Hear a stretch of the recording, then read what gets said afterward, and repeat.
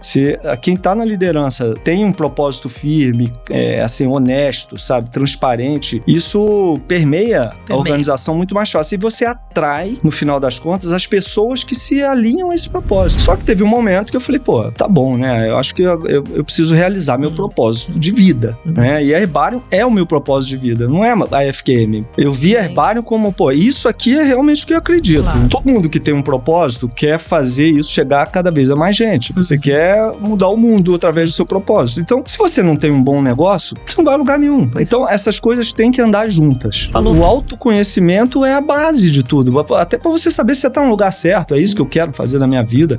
E aí, a empresa não é diferente, sabe?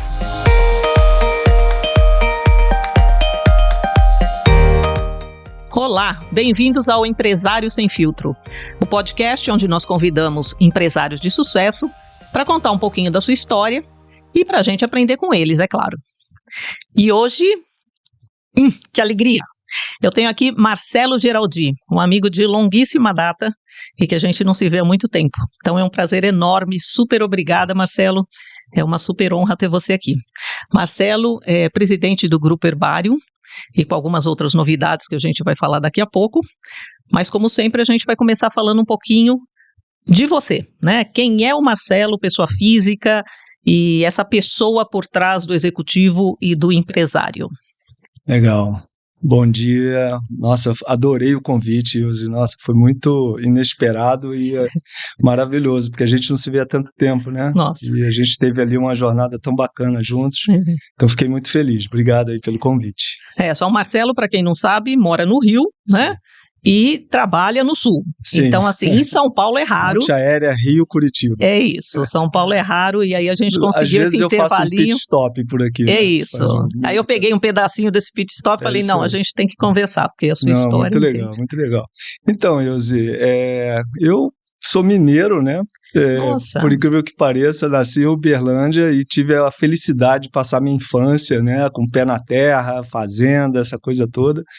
Mas ali pelos 8 anos eu tive que me mudar para a cidade grande. Então veio primeiro para São Paulo, depois para o Rio, porque meu pai já era da indústria farmacêutica nessa época. Ele era representante lá em Minas, depois acabou sendo promovido a supervisor e gerente e foi transferido para São Paulo e depois para o Rio.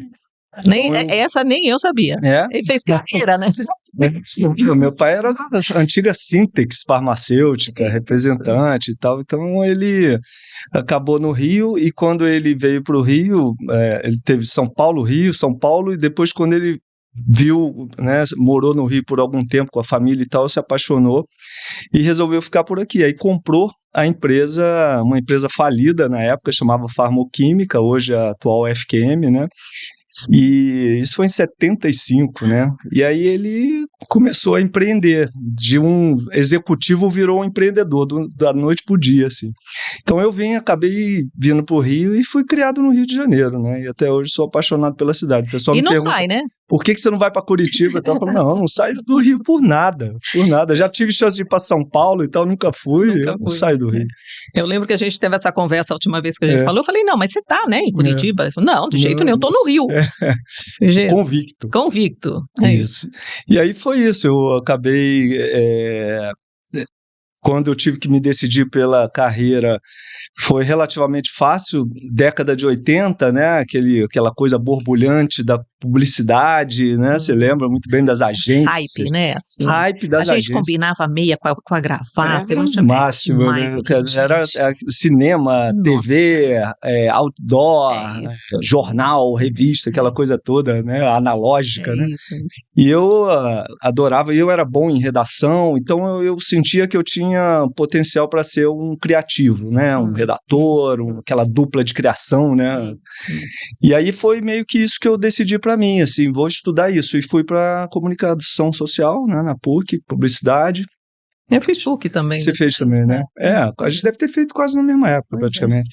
E aí, ali ao longo do curso, eu tentei estagiar em alguma agência, tentei umas 2 ou 3, tomei toco ali, porque era muito novo, estava no início. Eu entrei cedo, entrei com 17 anos, né, na faculdade, então, sei lá, acho que não era para eu entrar mesmo. Não. E aí, em algum momento, eu falei, não, eu quero trabalhar, e fui ser vendedor na Pé do Atleta, né, lá no Rio de Janeiro. Naquela época também era muito comum, né, trabalhar no verão ali, naquele período de Natal, para fazer um dinheiro, comprar, né, na época eu queria comprar meu equipamento de voo livre, né, então eu falei, não, vou trabalhar no verão. Sempre outdoors, você sempre. Eu adorava. E aí fui e comecei ali, né, com 19 anos, como vendedor, já aquele negócio já bateu em mim, falei, pô, gostei desse negócio aqui de venda e tal, acabei ficando depois do Natal. Mas aí o bichinho da liderança já começou a me picar ali, porque eu falei, não, tá bom, eu não sou um melhor vendedor, era um vendedor mediano, mas eu achava que eu podia ser um bom gerente da loja. E trabalhava com publicidade de massa, né? TV, rádio, era muito famosa na rádio naquela época. Para quem gosta de comunicação.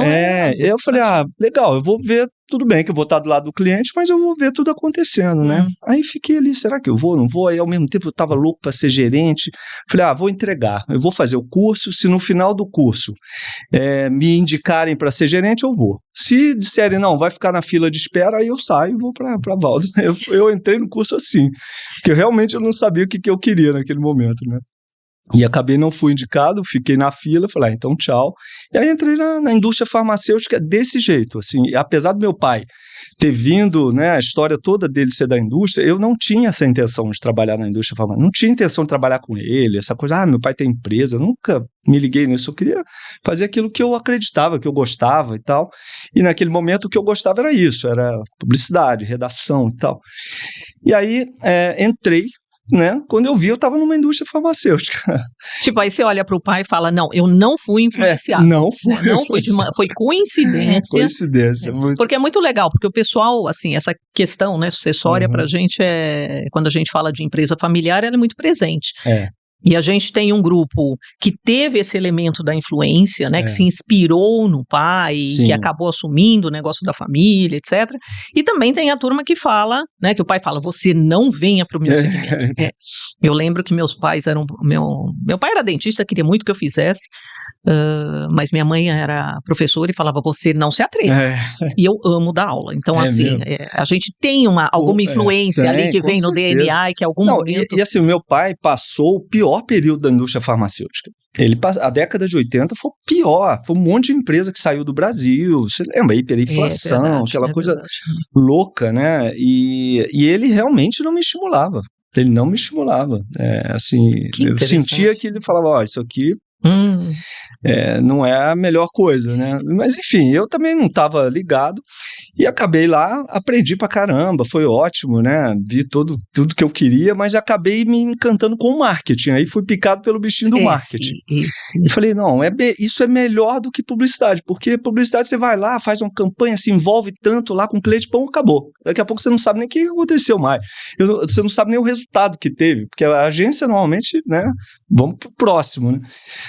E aí eu falei, não, aqui é legal, porque você, além de participar disso, você ainda, né, tem toda a visão do cliente, a coisa. Aí eu falei, eu gostei disso. Aí fiquei no marketing, aí virei gerente de produtos lá, lancei a Valda Diet, foi o início daquela coisa diet light, assim, né, anos 90, xarope, Valda, fiz muita coisa legal lá. Aí chegou um momento que ficou pequeno para mim aquilo, sabe? Eu falei, pô, tô precisando, né, novos desafios e tal. Mas isso você ainda era muito jovem. Jovem, eu entrei na Valda com 19, exatamente. Você ainda estava na faculdade, então... eu terminei a faculdade e ainda estava na Valda, exatamente. Aí, terminei em 88 a faculdade, eu entrei na Valda em 86, metade de 86. E aí, quando deu ali para 91, mais ou menos, eu tava meio assim, falei, pô, eu tô precisando de alguma coisa, né? Aquilo já tava 6 anos 5, lá. 6 anos, ele nessa... E a empresa muito pequena, assim, né, o cara, apesar de não ser de dono, o cara era quem mandava ali, o Fertê foi um ótimo líder para mim e tal, mas chegou um momento que eu precisava mais. E aí o Lenildo, você lembra do Lenildo? Nossa, sim. O Lenildo, Vou pegar um violino falou, aqui, olha, gente. tem uma vaga lá na Glaxo e tal, não sei o que. Eu falei, pô, interessante, vou entrar. Mas, assim, eu não sabia nada de mercado farma mesmo, né? Ético, prescrição médica, o negócio era meio consumo ali, aquela coisa. E era um que eu gostava de fazer. Eu falei, sei lá, vou lá ver, né? Entrei na Glaxo para lançar o Imigran.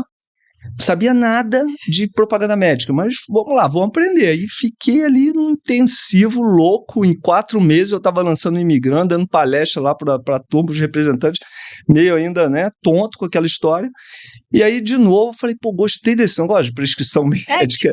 Que legal isso aqui. Legal, representante, aquela história toda, né, toda a abordagem, e estratégia, posicionamento. Falei, pô, gostei desse negócio. E aí, fui sendo levado. Quando eu vi, eu estava na indústria farmacêutica de prescrição médica, que era exatamente o que meu pai fazia. E sem nenhuma influência dele, assim, sabe? Ele nunca falou, nunca me pressionou, ao contrário, ele meio que me desestimulava até. E foi interessante. Você tem outros irmãos? Eu tenho um irmão mais novo e tenho 2 irmãos, né? Uma irmã mais nova e um irmão caçula. E essa influência nunca aconteceu do seu pai em nenhum deles? Você que foi navegando aí nesses mares. E aí eu fiquei lá na Glaxo, né? A gente trabalhou junto, foi maravilhoso, aprendi. Numa das pré-fusões, né? Porque era foi antes da Welcome. Aí veio, era a Glaxo do Brasil. A gente participou, inclusive, daquele comitê de fusão lá com a Welcome. Fui para Cotia algumas vezes, lá na Welcome Zeneca, na época. Zeneca, E aí fizemos muita coisa boa lá, Jorge Raimundo, Cury, foi um aprendizado legal pra caramba, né? E aí, mas também chegou um momento que eu fiquei meio assim, sabe, esse mundo corporativo gigante, né? Empresa inglesa, cheia de formalidade, E assim, eu via que nem todo mundo lá dentro estava afim realmente de trabalhar, de fazer aquele negócio acontecer. Era todo mundo meio olhando com um olho no peixe, outro no gato, assim, querendo se proteger ou fazer a sua carreira. A realidade é empresa corporativa, né, Marcelo? A gente fala muito disso aqui, do mundo corporativo, da empresa, de novo, de capital aberto, né? Porque realmente você vem com uma série de coisas em termos de compliance, uma cultura completamente estruturada e que, na maioria das vezes, vem de fora. Então, existe um elemento muito forte na tomada de decisão do interesse da pessoa em termos da carreira dela, né? Ela está navegando neste mundo e tentando entender dentro dessa organização quem é ela, né? E, então, tem o compromisso com a marca, o compromisso com a empresa, mas existe um compromisso muito grande com o indivíduo. Sem dúvida. E isso que sempre me chamou muito a atenção quando você fala do outro lado, da empresa familiar, né? Onde você também tem a figura de alguém que é o grande representante, que é o dono, né? Que é a fonte de inspiração, etc.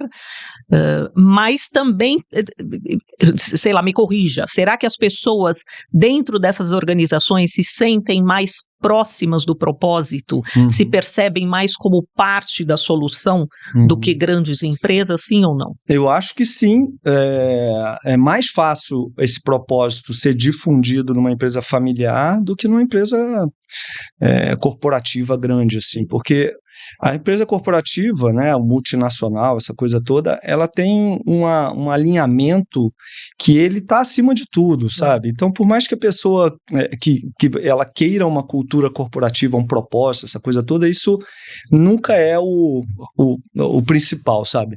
Eu acho que numa empresa de dono, uma empresa de dono, obviamente, isso depende muito de quem está na liderança, né? Se quem está na liderança tem um propósito firme, assim, honesto, sabe, transparente, isso permeia a organização muito mais fácil. E você atrai, no final das contas, as pessoas que se alinham a esse propósito. Isso é que é bacana, entendeu? Isso é incrível, assim, essa questão do propósito, para mim, ela cada vez... Eu sei que ela parece muito discurso, muito conceito, mas A minha experiência me diz que isso é uma verdade absoluta. Isso. Entendeu? Assim, a figura desse dono, ele é um agente de influência muito grande. Naquilo que ele faz, como ele age, como ele, de novo, como ele toma decisão. O né? exemplo, né? Assim, no dia a dia. E não é uma coisa que é feita da noite pro dia, né? Eu acho que isso é uma construção, sabe?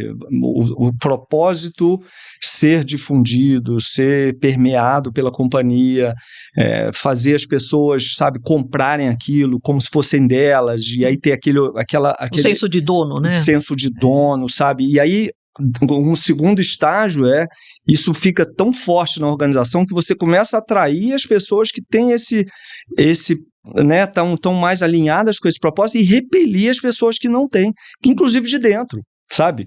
A própria organização, ela começa a selecionar as pessoas. Legal. E aí, quando você percebe essa chave virada, é maravilhoso. Aí você fala, pô, agora... Entreguei, né? Deixei meu legado. É isso. Aí você fala, não, agora o negócio, pô, não depende só de mim mais, entendeu? Porque...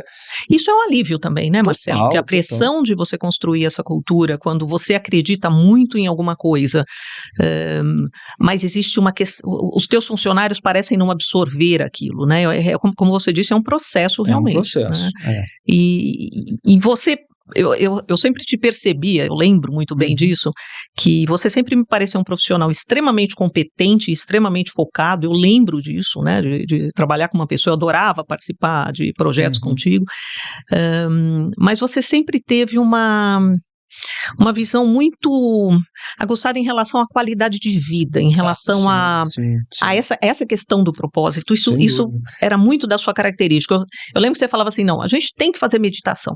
Eu visitei a Farmoquímica uma vez e tinha uma sala de meditação. Isso. E eu achei aquilo a coisa mais incrível, porque os anos 80, 90, era essa coisa do crescer, da carreira, né? Uma coisa muito agressiva, assim, de High Street, do Wall Street, que a gente tinha que o que se admirava era isso, né? Esse executivo, etc. Né?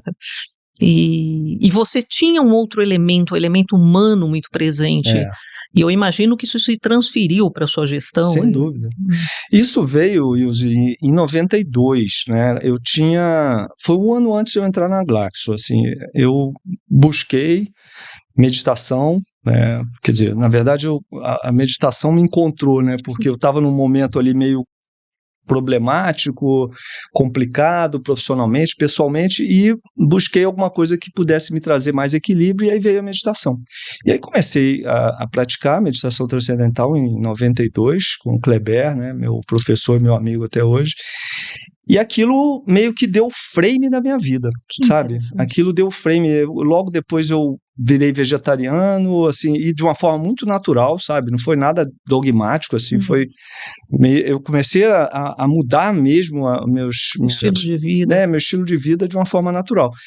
E aí foi que comecei a dar atenção para fitoterapia, porque eu conheci o Ayurveda, sabe? No início da década de 90, a medicina ayurvédica indiana, e ela é toda baseada em produtos naturais, em fitoterápicos, em plantas, né? E aí eu conheci aquilo, falei, caramba, isso faz todo sentido. Eu já estava do negócio de saúde, né? Já estava, né? Nessa época eu já estava até na Glaxo. E eu olhava para os produtos da Glaxo, eu olhava para o Ayurveda e falava, cara, isso aqui para mim faz muito mais sentido. Tem mais dissonância aqui. Muito mais sentido, mas beleza, vamos embora, né? Mas eu fiquei com aquela coisa ali me acompanhando, cheguei até, me lembro que antes teve alguma crise lá que o dólar disparou, mas antes disso a gente começou, eu e a Fabiana, minha esposa, a gente começou a importar produtos da Ayurvédica para vender no Brasil, assim, ela que tocava o negócio, mas era meio que a gente realmente se encantou com isso. E isso, essa coisa, né, do equilíbrio, da qualidade de vida, da meditação, de enxergar a coisa diferente, né, sair um pouco daquela loucura ali da busca pelo número só. E eu achava assim, cara, isso tem tudo a ver com o mundo corporativo. Tem tudo a ver. Porque, se as pessoas... E hoje mais do que nunca, né? Incrível que hoje isso está cada vez mais desde o início, eu consegui... né, capturei essa ligação, eu falei, poxa, isso, se foi bom para mim, tá sendo bom para mim, eu me sinto mais disposto, mais criativo, me sinto, né, me relaciono melhor, por que não? E eu tentava, mas eu estava numa multinacional, Claro. que não tinha a menor chance de eu conseguir qualquer coisa ali. E aí eu fiquei com aquela coisa, né? E depois que eu fui para FQM, para Farmoquímica, na época do meu pai, que também foi uma história interessante, porque não foi premeditado. Ainda na Glaxo, eu achava que eu ia fazer carreira lá no início. Eu lembro que você era um dos key talents ali, então você estava nessa linha. Eu estava nessa linha, eu já tinha virado gerente de inteligência de mercado, eu estava, né, eu queria ser diretor um dia, obviamente que eu sabia que estava longe, mas... E aí meu pai veio, isso foi... 97, mais ou menos. Você lembra que estava a lei de patente entrando em voga, os genéricos, era uma transformação na indústria farma, e a indústria do meu pai, ela fabricava cópias que, obviamente, com a lei de patente acabou, não ia poder ter nada novo mais, ia viver daquelas coisas antigas. E ele não ia para o genérico, ele não tinha capacidade de fabril, de ser um competidor de genérico, então ele ia ficar, a empresa dele estava realmente fadada a sumir. Uhum. E aí ele começou a ser procurado por empresas, aí eu lembro da Rambax, uma empresa indiana que foi atrás dele, e queria conversar com ele, e ele me falou, falei, calma, pai, deixa eu te ajudar então, porque ele não estava acostumado a falar ele não falava inglês, não sabia fazer apresentações, e eu já estava nessa onda. O elemento do marketing, da inteligência de mercado, ou seja, analisar dados, exatamente. Né? Eu falei, deixa eu te ajudar. E a Glaxo, depois das várias fusões, isso colocava a gente muito rapidamente num outro nível, né, de percepção do mercado. Eu já estava já tinha sacado muito do mercado e eu sabia que eu podia ajudá-lo, sabe? Eu falei, não, deixa eu te ajudar. Aí eu fiz uma apresentação para ele. Se depois falei, pai, quer saber uma coisa? Não vende esse negócio agora não. Vamos dar uma arrumada aqui, vou vir para cá, vou te ajudar. Vamos enfeitar a noiva. De repente você vende daqui a 2 anos, mas vende mais com um negócio mais legal, mais estruturado, com potencial e tal. Aí beleza, aí foi nessa que eu saí da Glaxo. Eu falei, pô, vou lá. Fui lá ajudá-lo. E aí no que eu entrei, né, falei, não, esse troço é bom, não vou vender. E eu sei o que fazer. Eu falei, eu vou vender porque eu tinha que vender porque meu pai queria sair. Meu pai estava cansado, né, depois de tudo que ele viveu ali era... Mas essa transição, você com o seu pai à frente de um mesmo negócio, ela não foi muito longa, como é que foi isso? Não foi, porque eu entrei em 98, ele saiu em 2001. Então foram 3 anos, você na verdade. Viabilizou a saída dele. Ele estava cansado, ele queria se aposentar, queria sair, né, e eu falei, não, beleza, eu quero ficar. Então a gente vende uma parte, a gente fica com uma participação, você leva a tua parte e eu fico aqui tocando o negócio com uma participação minoritária. E aí foi que a gente trouxe, depois de um longo trabalho de identificar potenciais compradores, porque nesse momento, 3 anos depois, a empresa estava linda, assim, pequena, micro, faturava $7 milhões, mas toda arrumadinha, sabe? Assim, o que não estava arrumado, estava pronto para ser arrumado, precisava de dinheiro. Claro. E a gente não tinha esse dinheiro. Então, eu consegui vender o projeto como assim, olha, esse projeto aqui, se botar tanto, eu vou botar tantos representantes aqui, tantos ali, vou investir nisso, vou lançar esse produto. O plano de negócio estava pronto, redondo.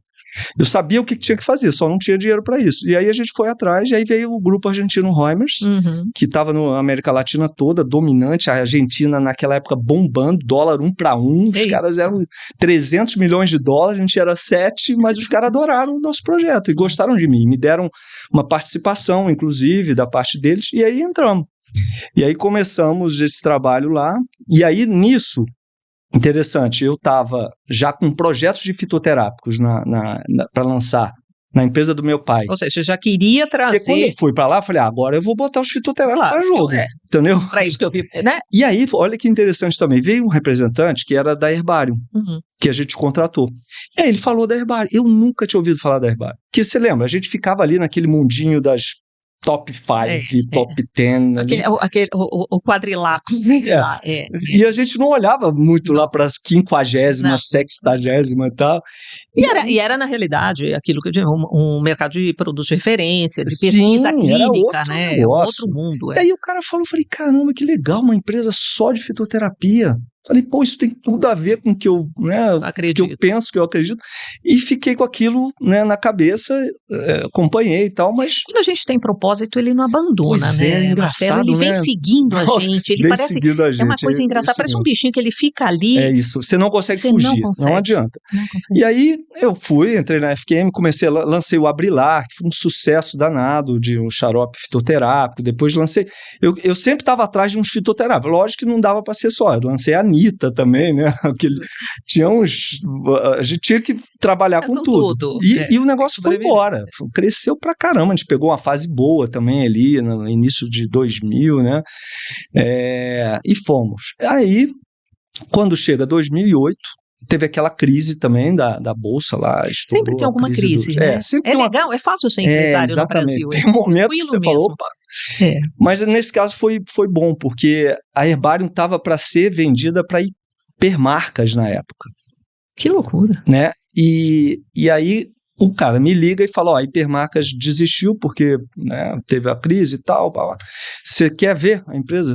Falei, a Herbarium? Lógico, traz pra cá. Meu sonho. Meu sonho, pô. E aí eu comecei a ver e tive que convencer os meus sócios, porque na Argentina a fitoterapia é a segunda linha, a segunda divisão. Eu não gosto de fitoterapia lá.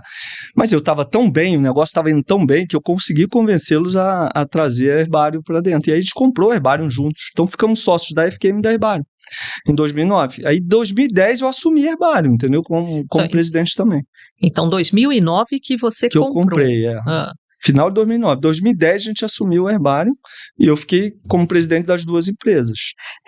Tem isso, né? Você teve o quê? Até 2014 que você ficou nessa... Exatamente, foi até 2014. Mas como é que, pelo amor de Deus, duas empresas? Foi difícil, foi complicado. Até uma no Rio e uma em Curitiba. Exatamente, uma fábrica lá no Jacaré e a outra em Curitiba. E era complicado porque a FQM nessa altura já estava muito maior que a Herbarium, sabe? Era tipo, a Herbarium era 15% do tamanho da FQM. Então, para dar atenção, né, equilibrar a atenção nas duas ali era bem difícil. Então, E elas, assim, apesar de você tentar unificar os propósitos, as propostas eram diferentes. Eram diferentes, exatamente, eram diferentes. O perfil, talvez, exatamente. Eu vi a Herbarium como, isso aqui é realmente o que eu acredito, entendeu? Isso aqui é o que está me dando dinheiro, é o que está fazendo... Só que teve um momento que eu falei, tá bom, né? Eu acho que eu preciso realizar meu propósito de vida, né? E a Herbarium é o meu propósito de vida, não é a FQM. Não era um bom negócio sair da FQM e assumir a Herbarium. Com certeza não era. Se eu ficasse na FQM, eu ia ganhar muito mais. E aí saí em 2014, a empresa já estava com 200 milhões de dólares. Então a gente saiu de 7 para 200 na FQM. Mas a Herbarium estava meio andando de lado, porque a gente não conseguia dar atenção, entendeu? Eu falei, não posso fazer isso, né? Isso não condiz. É porque você fica, esse é um negócio muito interessante, né? Existem transições profissionais, né? Que a gente tem, talvez, 2, 3 grandes transições na vida, e que uma delas é o conforto, é a zona de conforto, é aquilo que nos traz segurança. E a outra é o que nos brilha os olhos, é o que nos brilha os olhos. Então, assim, tem hora que tem que pular, né? Achar esse equilíbrio é a chave, né? A chave de tudo é achar o que me dá o conforto, me traz o propósito e ao mesmo tempo me dá o conforto. Mas tem hora que você tem que escolher, não dá para ter os dois, né? E ali era aquele momento de escolha. E aí foi que a gente decidiu fazer essa cisão. Vendi a minha parte, né? Nós vendemos a parte na FQM e compramos a parte dele na Herbarium. Então, o pouco que a gente tinha na FQM deu para comprar a Herbarium inteira.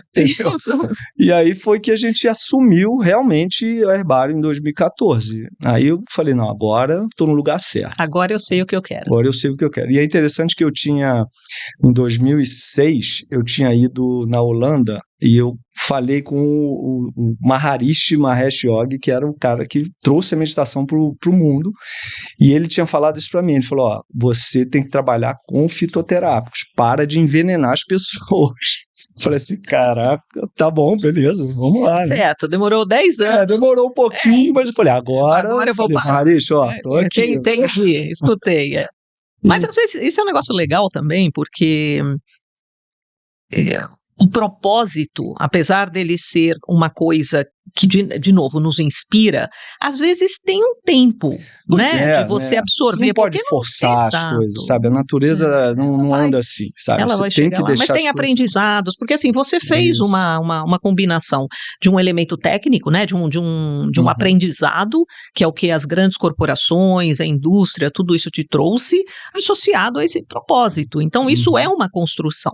Né? Eu vejo muito isso em startups, em empreendedores, né, com os quais eu lido, e tem muito essa coisa do propósito, mas sem talvez a paciência e a resiliência para fazer isso acontecer, porque não é tão fácil, né?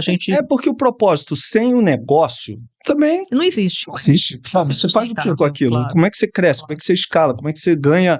Todo mundo que tem um propósito quer fazer isso chegar a cada vez a mais gente. Você quer mudar o mundo através do seu propósito. Então, se você não tem um bom negócio, você não vai a lugar nenhum. Então, essas coisas têm que andar juntas, sabe? É o que eu falo muito na Herbarium, né? Porque, às vezes, parece que a Herbarium é uma empresa, né, zen. E não é, sabe? É um negócio, como qualquer negócio, outro. tem que dar resultado, tem que ter produtividade, tem métrica, tem processo, tudo. Tem tudo. Super profissionalismo, mas, obviamente, que ela tem essa coisa do bem-estar, da qualidade de vida, até porque é isso que a gente vende. Então, assim, a gente tem que dar o exemplo interno, sabe? A gente tem que se sentir assim, a gente tem que saber que, uma vida mais natural é melhor, que eu preciso ter hábitos saudáveis, eu preciso cuidar da minha mente, do meu corpo. Então, isso faz parte da cultura, sabe? Agora, não pode confundir isso com, então eu vou para a Herbarium porque aqui é tranquilo. Não é assim, sabe? Eu entro a hora que eu quero, eu faço o que eu bem entendo. Tem que ter resultado, o negócio tem que acontecer. Então, você tem que equilibrar essas duas coisas, sabe? Combinação. E aí, voltando no negócio da meditação, quando eu fui para a FQM, eu falei, agora eu vou implementar a meditação aqui. E eu botei, lá em 2003, eu comecei com uma sala de meditação, ensinei para todo mundo, né? Trouxe professores para ensinar. E desde então, até hoje, eu nunca mais deixei de ter uma sala de meditação na empresa. Na Herbarium tem também, tem curso de meditação, as pessoas aprendem, quem quiser, obviamente, né? Mas acaba que todo mundo quer experimentar. Então isso virou cultura da empresa também, a saúde sabe? mental hoje, mais do que nunca, é fundamental, né, Marcelo? A gente vive num mundo conturbado e onde as pessoas estão... Nossa, pós-pandemia, então, né, Ilse? Esse negócio tomou uma proporção assim, absurda. A gente não falava tanto assim de saúde mental antes da pandemia, você pensava. Não, porque assim, eu acho que o mundo, ele está se movimentando muito rápido, né? E tem muita coisa acontecendo. Tecnologia, e você tem muito acesso a essas coisas, né? Então, você tinha, sei lá, séculos atrás, talvez grandes transformações acontecendo, mas elas eram mais localizadas. Nem todo mundo tinha acesso àquilo. Hoje você tem acesso a tudo. Você tem acesso às questões geopolíticas, exato, né? A todas as questões, as grandes decisões e descobertas, e a gente daqui a pouco está em Marte, e tudo isso vai colocando as pessoas num quadro de ansiedade muito grande. Exatamente. Então, o propósito até se perde um pouco algumas vezes, porque você não sabe nem para que caminho você está indo como ser humano. Porque no final das contas, você tem que se conhecer primeiro, né? Então, assim, o autoconhecimento é a base de tudo, até para você saber se você está no lugar certo, é isso que eu quero fazer na minha vida. E aí a empresa não é diferente, sabe? As pessoas precisam saber o que elas querem para elas, se o que ela está fazendo ali está alinhado com o propósito da empresa, que aí isso vira o propósito da empresa, sabe? Não existe uma coisa assim, o propósito é esse aqui, engole aí. Não, isso vem de baixo para cima, de dentro para fora, sabe? E aí a meditação ajuda nisso. E para a empresa mostrar e dar o exemplo, né, de que acredita nisso, que isso funciona, a gente deixa dentro do horário de meditação, de trabalho, entendeu? Então a pessoa entra para trabalhar, começa a meditar, meia hora depois ela realmente senta na mesa e começa a trabalhar. Porque a performance melhora muito, né, Marcelo? Não tem, assim, você está mais focado, você aprende a respirar, você aprende a tomar decisão de uma maneira mais assertiva. Olha, eu fiz uma vez na FQM uma medição disso, foi interessante. Eu falava pro pessoal da produção, vamos botar uma turma para meditar. tá maluco, produção não dá, todo mundo tem que chegar cedo, começar a máquina tem que... Falei, vamos testar. 3 turnos. Pô, não deu outra. A gente botou uma turma para começar a meditar. 3 meses depois, a gente teve recorde de produtividade. Sabe? As pessoas estavam mais atentas, estavam mais afim de fazer aquilo, sabe? Diminui acidente de trabalho. Diminui acidente de trabalho, né? Relacionamento melhora. Relacionamento em casa. Porque as pessoas chegam em casa estressadas. A gente fala muito sobre isso, esse equilíbrio da vida profissional. Não adianta você se matar no trabalho, gente. Pois é. Porque isso tem validade. Daqui a pouco você tá mal, você tá com um burnout, você tá se separando da sua esposa, você não tá dando atenção pro teu filho. Então, acha esse ponto de equilíbrio, sabe? Não é trabalhar pouco, é trabalhar bem. Exato. Então, assim, quando você tá bem, quando você tá, né, desestressado, você tá ali no seu pleno potencial, pô, você não precisa de muito mais tempo. Não precisa trabalhar 10, 12 horas por dia, sabe? Você trabalha 8 horas e faz tudo direitinho, bem, e sai para casa bem. Então, é isso que a gente defende. Tá mais integrado. É isso, né? As pessoas... Porque isso que você falou sobre o autoconhecimento, ele é absolutamente fundamental. Quando você sabe o seu talento, quando você sabe o que você faz bem e você entende os seus limites, o grupo, de alguma maneira, começa a se relacionar com isso. E você aprende a conhecer o teu grupo também, né? Então, a linguagem da comunicação, ela não é mais só verbal, né? Não. Ela está na sua postura, ela está na sua atitude, ela está no seu... na forma como você troca com esse pequenas decisões, as pequenas do dia a dia, as coisas... Você aprende a confiar nas decisões do transparência, a ética, isso tudo fica tão natural que você não precisa ficar ali dogmatizando. Cursinho, né? Não precisa, sabe? Isso vem de uma forma muito natural. Incrível. É legal. Eu acho que daqui a pouco o que você pode fazer é o seguinte: tua próxima carreira, porque dizem que a gente tem várias carreiras na vida, vai ser escrever um livro sobre isso. Já pensou ou não? Não precisa. Olha, hein? Acabei de deixar aqui uma dica. E me diz uma coisa, vocês agora estão num processo grande de transição, né? Vocês estão se unindo com um grupo alemão? Como é? Não é bem uma transição, é assim, a gente percebeu, né, que a Herbarium é uma empresa única no Brasil. É a única empresa que é focada em fitoterapia e produtos naturais para saúde e bem-estar. Obviamente, tem um monte de indústria farmacêutica aí que tem lá os seus fitoterápicos e tal, mas eles não entendem disso. É um segmento e geralmente... É um segmento dentro de um monte de outros. Claro. É aquela área, aquela bio mais afastada ali. E a fitoterapia ela é uma ciência que é muito mais complexa do que parece. Você desenvolver um fitoterápico é bem mais difícil que um sintético, por exemplo, sabe? Porque assim, a cadeia é mais complexa. Você precisa de uma matéria-prima. Exatamente, que é um extrato, que é planta, que é viva, né? Você nunca vai ter uma igual a outra, porque depende de uma colheita, depende de condições climáticas. Você, obviamente, busca padronizar ao máximo. Existe uma faixa onde você tem que manter a padronização ali dentro, mas não é exatamente igual. Mas é natural que exista. Mas tudo aquilo requer um conhecimento que normalmente o pessoal da indústria farma, de sintético, não tem. Nem tem que se preocupar, né? Não tem que se preocupar porque não é o negócio deles. Pronta. Exatamente. Então a gente tem um negócio que é muito específico e muito especializado. E o que a gente percebeu é que em outros países, na Alemanha especificamente, você tem um mercado muito desenvolvido de fitoterapia, de produtos naturais, empresas centenárias, 150 anos, que fazem 5ª geração, sabe, com fitoterápicos, produtos naturais e tal.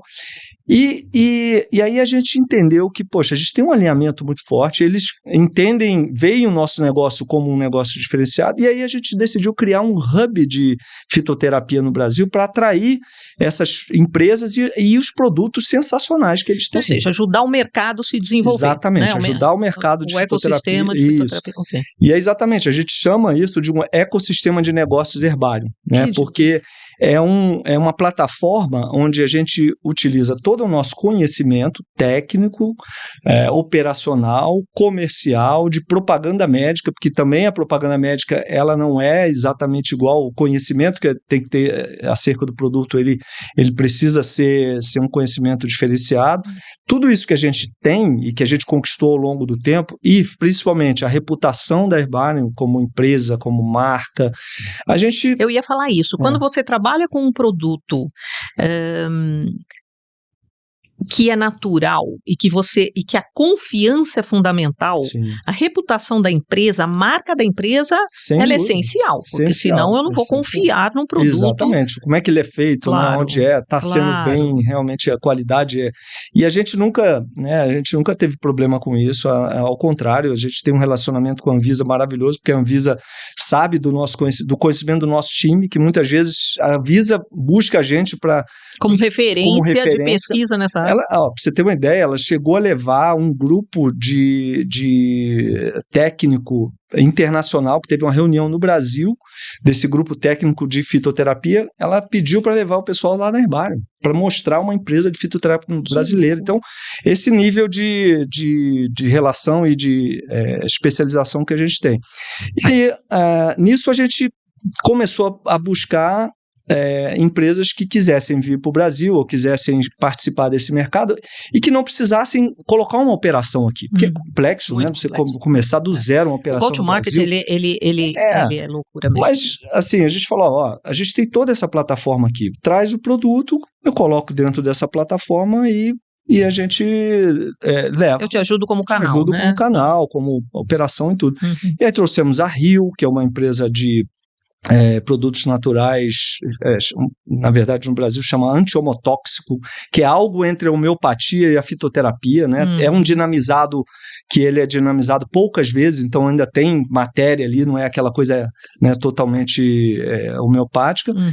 Trouxemos essa linha que tem um produto maravilhoso chamado Traumil, que é um anti-inflamatório natural que você pode tomar direto, sem nenhum problema gástrico. Eu que não posso tomar anti-inflamatório? Você pode, o Traumil você pode, porque ele não tem efeito colateral, sabe? Assim, não tem esses efeitos colaterais dos anti-inflamatórios comuns, né? Então, assim, produtos maravilhosos, e aí fomos e uma das empresas que a gente atraiu foi a Schwab, que é a maior empresa de fitoterapia do mundo. Sabe, uma empresa de 1 bilhão e tanto de euros mundial, tem uma grande empresa nos Estados Unidos. Eu pensaria na Alemanha como Alemanha, um hub desse aqui. Porque a Alemanha é muito ligada a essa parte de natureza, ecologia, toda essa parte ambiental, é muito forte isso na Alemanha. E assim, o Brasil sendo, né, referência nisso, até com a Amazônia, tudo isso, pesquisa, isso ajuda para isso? É um elemento de interesse? Como é que é? Olha, eu acho que não tanto, sabe? Assim, é muito complexo o desenvolvimento de um fitoterápico do zero brasileiro. Foram poucos os fitoterápicos desenvolvidos aqui, sabe? Eu acho que o pessoal... Existe uma pretensão grande nesse sentido. Mas o pessoal enxerga mais o tamanho do mercado, sabe? O Brasil como mercado é muito atraente, né? E assim, é o principal mercado da América Latina e tal. Sim. Então a gente acabou atraindo a Schwab, que já estava no Brasil com produtos incríveis, que ela tem, que é o Caloba, o Tebonin, estavam licenciados, né, para outras empresas. A gente fez um negócio com eles onde a gente trouxe esses produtos para a Herbarium, incubou esses produtos durante algum tempo para, no final desse período, criar uma nova empresa no Brasil, onde eles seriam sócios nossos, uma joint venture, né, de tal forma que eles pudessem se estabelecer no Brasil sem ter toda a operação necessária, porque a Herbarium forneceu toda essa operação, sabe? Produção, importação, logística, qualidade, controles, comercial. Então, assim, eles só têm uma área de marketing, né? A Schwab Herbarium, que é essa nova empresa, ela tem uma área de marketing só. O resto é toda a operação que a Herbarium fornece e, obviamente, cobra por isso. Tem todo um acordo lá de pagar parte da força de vendas. Etc, mas você traz para o Brasil, você viabiliza a entrada no país de maneira direta, não através de terceiros, né? Direto no mercado, né? O importante é já estar pronto, né? Ali. Pronto. E pronto para trazer novos produtos agora, entendeu? Essa empresa, ela agora está pronta para... E aí quando, por exemplo, a própria... É uma de incubação super... Exatamente. E a gente participa desse negócio, entendeu? A gente fica sócio, obviamente minoritário, porque eles são os donos do negócio, controlador, mas a gente participa porque a gente também colocou produto lá, até para reforçar o portfólio, entendeu? E aprende junto e essa... Exatamente, e aí faz todo um trabalho, e obviamente que, né, você está numa joint venture, você tem que ter um alinhamento muito bom com o seu parceiro, tem coisas que a decisão pesa mais para lá, outra mais para cá e tal, mas faz parte, sabe? Mas, assim, as empresas alemãs são muito fáceis de lidar, porque apesar de serem muito duras nas negociações, difíceis, as coisas, assim, uma vez decidida, não tem erro, sabe? Você não vai tomar nunca um balão, eles são muito sérios. Você falou um negócio que eu falei num outro podcast, que é exatamente isso, que eu cuidava de projetos internacionais na minha época, lá na Philips, na Holanda. E eu lembro que todos os pilotos eu fazia na Alemanha. Mas sempre, porque era o seguinte, era difícil de convencer, dava trabalho, exatamente. Tinha todo o processo, eles, né, te olhavam, peraí, deixa eu ver se isso vai. Mas na hora que eles abraçavam o processo, o projeto, era preocupação zero. Exatamente. Inclusive as métricas, tudo, eles reportavam, eles me davam, e com aquilo você conseguia fazer a implementação em qualquer lugar. Então, assim, eu tenho uma imensa admiração. Exatamente. Isso fez com que hoje, Ilse, a gente tenha 6 parceiros alemães no negócio. No caso da joint venture, a gente tem essa joint venture com a Schwab, que, né, é um negócio que, por isso que eu te falei que não é uma transformação, porque isso não muda em nada a Herbarium. A Herbarium continua como ela sempre foi. Mas agora tem uma outra empresa, que a Herbarium ajuda a impulsionar, mas ela é uma outra empresa. Tá lá, a gente é sócio e tal, mas não é a Herbarium, é diferente da Herbarium. E a gente também formou uma outra joint venture com uma empresa alemã que é chamada Finselberg, que é a maior produtora de extratos do mundo. E a Finselberg, ela sempre trouxe os extratos dela e vendia aqui no Brasil para alguma empresa. Vinha meio que no leilão, assim. Quem Você comprava meio uma matéria-prima. Isso. Então, um monte de empresa farmacêutica hoje tem produtos baseados nos extratos da Finselberg que estão no mercado.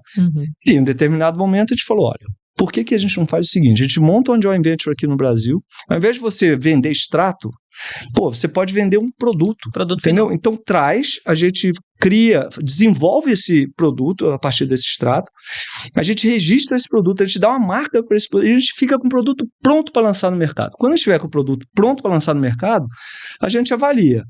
Ou a Herbarium assume, ou a gente dá para o mercado. Claro, se não for do negócio da Herbarium, então mas pronto, está validado. E, olha o benefício que a gente agrega, o valor que a gente agrega. Ao invés do cara vender o extrato, ele está com um produto com a marca registrada.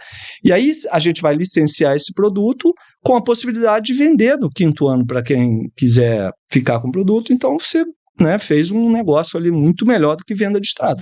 E aí criamos uma joint venture chamada Fitera, que também opera dentro do parque da Herbarium, com todos os equipamentos da Herbarium, com uma equipe de desenvolvimento. Essa é diferente da outra que é marketing, essa é desenvolvimento. Então uma equipe de desenvolvimento da Fitera e todo o resto, back-office, tudo é a Herbarium que proporciona, e o espaço físico e tudo. E aí já estamos com 2 produtos aí oferecendo para o mercado agora, e já começou, entendeu? Então, são 2 joint ventures que a gente fez para fomentar o negócio de fitoterapia, e as outras são licenças mesmo, sabe? Que a gente lança aqui, a gente vai lançar no que vem o produto que é o produto mais vendido como OTC na Alemanha no inverno, chama-se Sinupret, que é um fitoterápico para sinusite. Eita, olha que maravilha. Se tivesse me falado isso essa semana, eu estava atacado. Não, mas ainda não está no mercado. Marcelo, acelera. Assim que chegar, eu vou te passar. Mas maravilhoso. E assim, um produtaço que era um sonho e que interessante também. Essa empresa chamada Bionórica, que é uma grande empresa alemã também, centenária, tentou registrar esse produto 2 vezes no Brasil e não conseguiu, porque é um produto muito difícil de registrar, porque são 5 plantas. Então, a análise disso, analítico disso, a prova de que uma não interage com a outra, isso é um negócio super complexo. Aí eu cheguei um dia para esses caras e falei, ou o Herbarium registra, ou você esquece. Se alguém consegue registrar esse produto aqui, somos nós. Quer? Beleza, então vem com a gente, registra e a gente fica com essa licença e lá na frente a gente avalia. Se você quiser vir para o Brasil, a gente conversa sobre uma possível joint venture e tal. Não deu outra. Levamos 2 anos e meio e conseguimos registrar o produto. Foi assim a maior conquista regulatória que a gente já teve, esse produto. Que demais. E aí tá pronto para entrar no próximo inverno esse produto com parceria com mais uma empresa alemã. Então a gente virou esse hub, assim, sabe, de atração. E como é que é a percepção do mercado para isso, Marcelo? Porque é aquilo que a gente estava falando, né? Eu acho que as pessoas hoje, mais do que nunca, têm a percepção de que produtos naturais, fitoterápicos, têm um valor muito importante. A gente fala muito que o corpo está cada vez mais inflamado, né? Principalmente no pós-Covid. Então, tudo aquilo que agride menos o organismo, eu acho que cada vez vai ter mais espaço. Mas como é que é a percepção? Porque eu e o cliente, né? Eu adoro falar de cliente. Então, assim, como é que é a percepção do mercado? Que segmento que vocês buscam? Como é que esse segmento está crescendo? E se tem ainda algum tipo de step, assim, de processo que vocês tenham que superar para fazer com que o mercado acredite mais no fitoterápico? Não, essa superação, ela sempre vai acontecer, porque ainda tem, né, por menor que seja hoje em dia, né, quando a gente começou lá, primeiro fitoterápico que eu lancei na FQM em 2003, eu abri lá até hoje, são 20 anos, a adesão dos médicos, assim, o conhecimento sobre fitoterapia e a aposta nos fitoterápicos aumentou muito, né? Eu lembro que eu abri lá, os médicos falavam, dá água, que é a mesma coisa, para expectorar. Placebo. A água é a mesma coisa que... E não era assim, a gente tinha tudo um trabalho científico e a gente conseguiu convencer a classe médica de que era um produto eficaz, seguro e tal. Então, isso vem, assim, com o tempo, cada vez mais médicos estão aderindo, né, a iniciar um tratamento com fitoterapia, o climatério, por exemplo, né? Por que não começar com um fito-hormônio? E se não responder, beleza, vai para um sintético, mas de repente muitas respondem, então você não precisa ir para o sintético. Muita gente falando disso ultimamente. Exatamente. Aí você consegue, no Traumil que eu te falei, você evita o uso de anti-inflamatório que as pessoas usam indiscriminadamente, e aquilo destrói, aí usou o anti-inflamatório, resolveu a inflamação, mas criou um problema gástrico, aí vai ter que usar um produto para gástrico que vai resolver esse problema, vai criar outro. Ou seja, você não sai desse ciclo. Aí você usa um natural, você evita o uso de um anti-inflamatório, você dá um caloba no início de uma gripe, de um resfriado, você evita que aquilo vire bacteriano e a pessoa tem que entrar no antibiótico. Então, mas você precisa da prescrição? Precisa, sim. A maioria dos produtos que a gente trabalha são tarja vermelha, registro de medicamento, tudo igual. E, então, assim, a gente poder substituir um anti-inflamatório, um antibiótico, um corticóide, isso é maravilhoso, entendeu? A gente acredita muito nisso, que as pessoas não precisam começar com isso. Obviamente que são armas poderosíssimas, mas você não precisa começar, você pode sempre... Porque o próprio organismo, ele tem mecanismo. Se você só der uma força ali, isso, né, inicial... E assim, é uma forma também de você manter o seu organismo desintoxicado. Exato. Porque a gente já... Reagindo, aprendendo a reagir. Exato, a gente já consome toxina demais, sabe? Assim, só de respirar um ar poluído ou de você comer na rua, você está consumindo toxina. É difícil você falar, não, eu sou 100% puro, detox e tal. Você faz um detox 3 meses depois. Exato. Então, assim, se você consegue já evitar essas toxinas dos medicamentos sintéticos, essa coisa de que, poxa, vai te causar outros problemas, é muito melhor, sabe? É o mundo ideal, né? Então, assim, eu acho que tem essa percepção crescente, tanto de médicos quanto de consumidores. Você vê hoje, assim, produtos naturais, medicamentos fitoterápicos, cosméticos naturais, que também é uma outra vertente que a gente está entrando agora. As pessoas buscam cada vez mais. E os médicos estão absorvendo? Sim, até porque muitas vezes o próprio paciente já chega pedindo, claro. Sabe? Tem um negócio mais natural, menos... A propaganda ainda é propaganda médica, né, sem Marcelo? dúvida. Você não consegue ir para televisão? Não é o negócio. Até porque esses produtos tarjados você nem pode, né? Até no médico você tem algumas restrições, mas é propaganda médica. Agora, o que está realmente revolucionando, Ilse, e que eu acho que está abrindo muito a percepção dos médicos para a importância e a eficácia dos produtos naturais é a cannabis. É o mercado de cannabis. Você sabe que eu tive um cliente há 2 anos atrás nessa cannabis área. Medicinal, lógico. Claro. E é um mercado... Nossa, minha cabeça... É um mercado incrível. Incrível.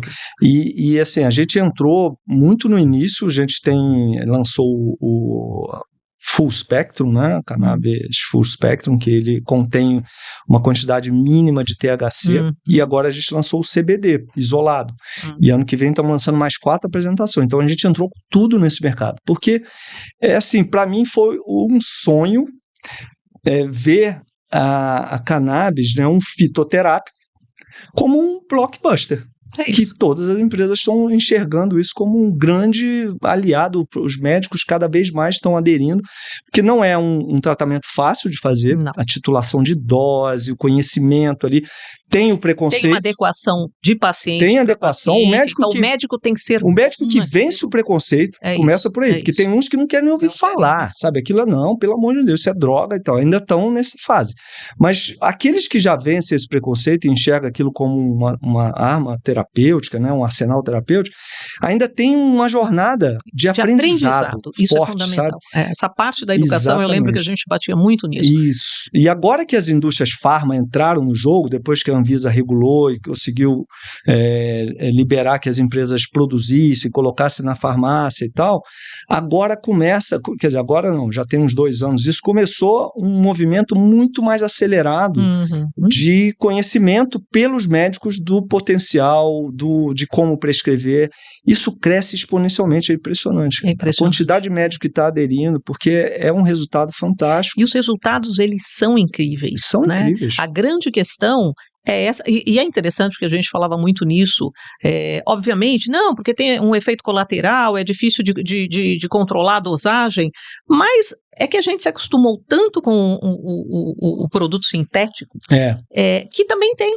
Mas a gente meio que absorveu isso, né? Então, a questão da interação medicamentosa ou usos, né, off-labels e coisas desse tipo, a gente meio que foi aprendendo.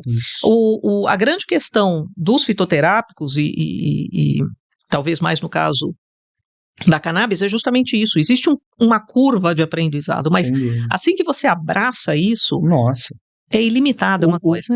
Talvez a cannabis medicinal seja o mais próximo do sintético que existe dentro da fitoterapia, porque ele é um psicotrópico, tarja preta, e como todo psicotrópico, você tem que ir ali saber, essa dose está demais, diminui, como é que você sentiu, tem mais efeitos aqui, mais ali.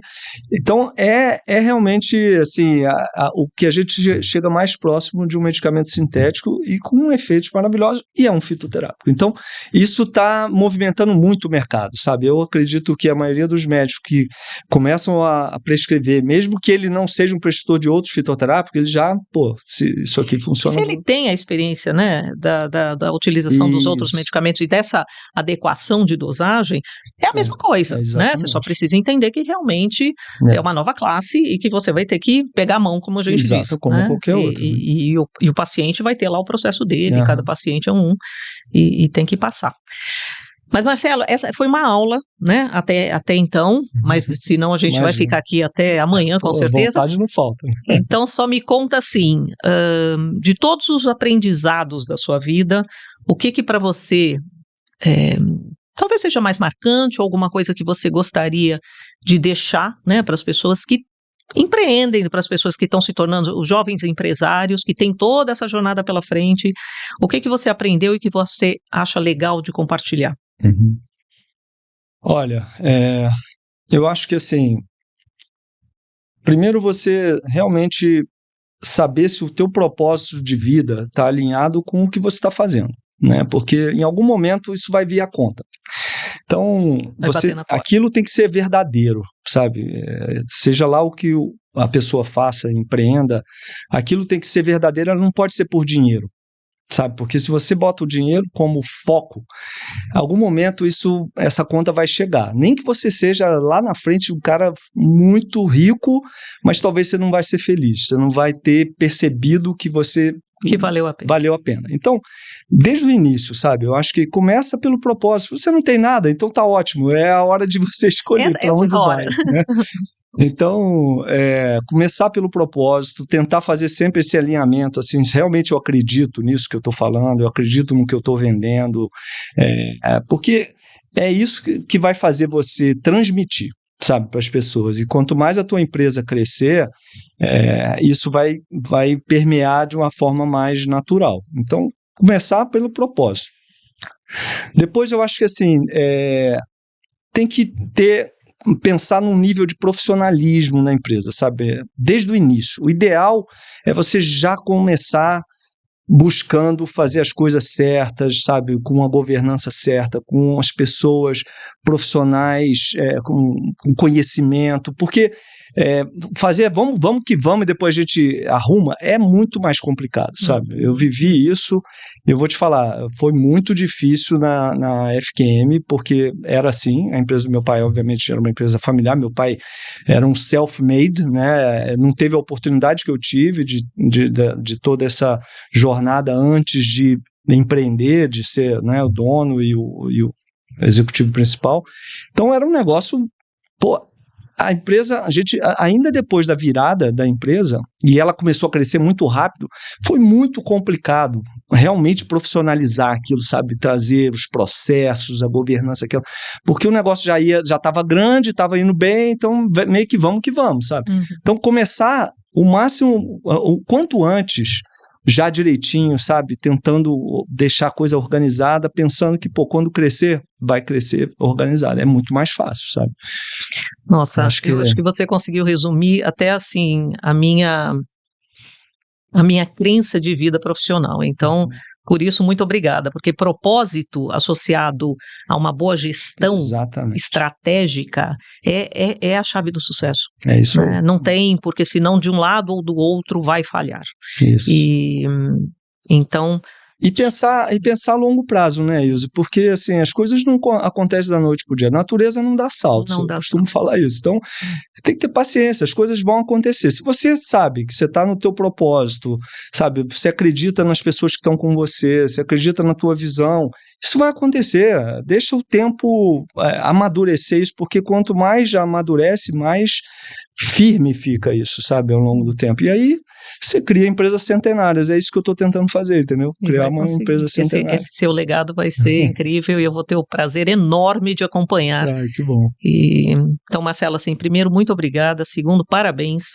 Então, eu tenho um orgulho enorme de ser uma ex-colega, mas uma eterna amiga. Então, minha admiração pela sua jornada e obrigada por compartilhar aqui. Eu sei que você está no meio da correria, principalmente hoje eles estão concorrendo a um prêmio incrível, reconhecimento mais do que merecido aí por esse processo.